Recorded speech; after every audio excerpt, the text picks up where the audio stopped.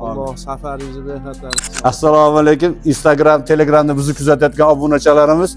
Mana bugun kechki payt 10 da ikkinchi mashinamizni Farg'ona vodiysi, ya'ni Namangan viloyatiga sotdik, Namangan shahriga sotdik. Mana shu ukamizga sotdik.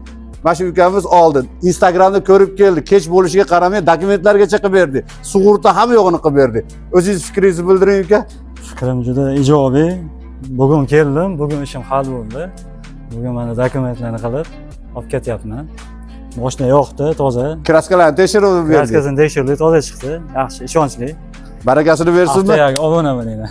Sizlarga ham shunaqa mashinalar kerak bo'lsa murojaat qilinglar. Ko'rishguncha Yahyobek salom deng hammaga. Yo, akamsiz. Mashinani sotdik, Namanganga sotdik.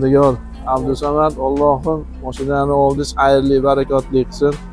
Alloh safaringizni bexatar qilsin. Ota-onangizni baxtiga sog' bo'ling, salomat bo'ling.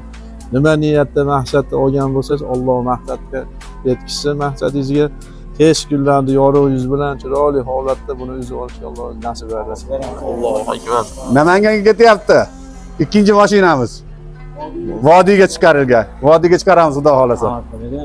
Barakasini bersin. Kunlarda baraka topinglar, yaxshilik bilan ko'rishib, xudo xolasa ipor qilamiz. Xo'p.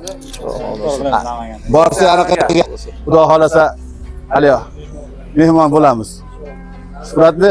Xo'p. Qulluq bo'lsin.